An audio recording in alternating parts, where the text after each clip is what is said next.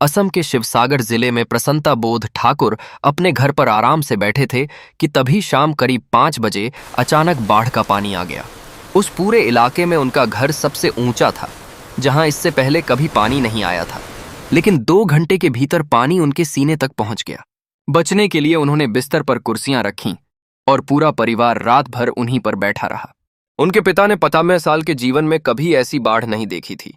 पास के ही होलांग कटोनी गांव में भी रेखामणि गोगोई अपने 7 साल के बेटे के साथ थीं और पानी भरने पर उन्हें रात करीब 12 घंटे एक पेड़ पर बिताने पड़े। यह कहानी सिर्फ 2 परिवारों की नहीं है, बल्कि पिछले कुछ दिनों से असम के हजारों लोग इस भीषण संकट को झेल रहे हैं।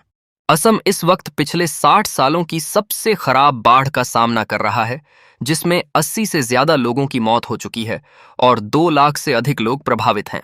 हालांकि हर चुनाव में नेताओं द्वारा असम को बाढ़ मुक्त बनाने के बड़े बड़े वादे किए जाते हैं, लेकिन जमीन पर स्थिति जस की तस बनी हुई है। असम में हर साल आने वाली इस भयंकर बाढ़ की मुख्य वजह इसकी भौगोलिक स्थिति है। राज्य ब्रह्मपुत्र और बराक नदियों की घाटियों में बसा है और 3 तरफ से पहाड़ियों से घिरा है। जब ऊपरी इलाकों जैसे नागालैंड और असम के चराई देव व अन्य जिलों में भारी बारिश होती है तो सारा पानी एक साथ असम की तरफ बहता है, जिससे राज्य का 40% हिस्सा हमेशा बाढ़ संभावित रहता है। इस बार भी नागालैंड और असम के कई जिलों में सामान्य से सैकड़ों प्रतिशत अधिक बारिश हुई, जिससे नदियों का जलस्तर खतरे के निशान को पार कर गया। इसमें सबसे अहम भूमिका ब्रह्मपुत्र नदी निभाती है, जो दुनिया में अपने साथ सबसे ज्यादा सेडिमेंट्स यानी गाद और मलबा बहाकर लाती है।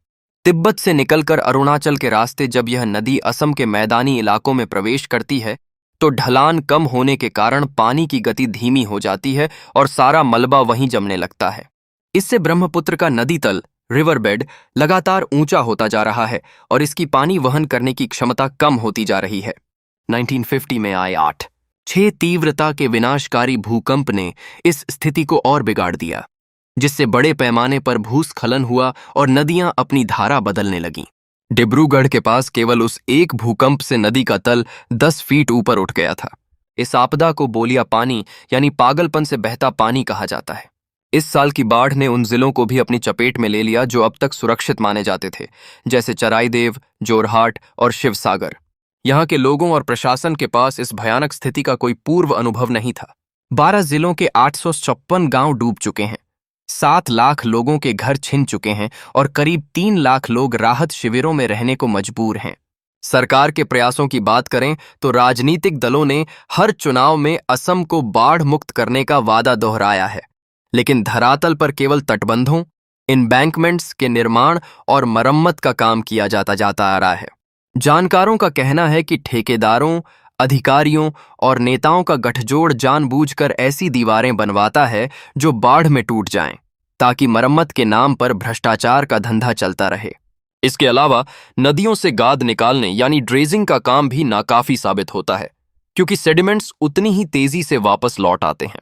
जल संसाधन विभाग की वेबसाइट खुद मानती है कि असम में बाढ़ और कटाव रोकने के लिए आज तक कोई दीर्घकालिक कदम नहीं उठाए गए हैं। प्राकृतिक कारणों के अलावा जलवायु परिवर्तन और बड़े पैमाने पर हो रही वनों की कटाई ने स्थिति को और गंभीर बना दिया है। जलवायु परिवर्तन के कारण अब कम दिनों में अत्यधिक बारिश होने लगी है और पेड़ों के कटने से मिट्टी का कटाव तेजी से होता है। इसके बावजूद विकास के नाम पर खनन और कटाई जारी है। सबसे हैरानी की बात यह है कि असम में आज तक फ्लड प्लेन जोनिंग का कानून तक सख्ती से लागू नहीं किया गया है, जो यह तय करे कि नदी के आसपास कितनी दूरी तक निर्माण कार्य वर्जित होना चाहिए। विशेषज्ञों का मानना है कि असम में बाढ़ को पूरी तरह रोकना संभव नहीं है, इसलिए हमें जापान की तर्ज पर बाढ़ के साथ जीना सीखना होगा। इसका मतलब है कि नदी पर नियंत्रण पाने की कोशिश करने के बजाय नुकसान को कम करने के उपाय किए जाएं। ऊंचे और पक्के मकान बनाए जाएं, हर गांव में शरण के लिए ऊंचे प्लेटफॉर्म हों और शुरुआती चेतावनी प्रणालियों व आपदा प्रबंधन का प्रशिक्षण पंचायत स्तर तक पहुंचाया जाए। साथ ही राहत कार्यों में पारदर्शिता और जनता को जागरूक करने की सख्त जरूरत है।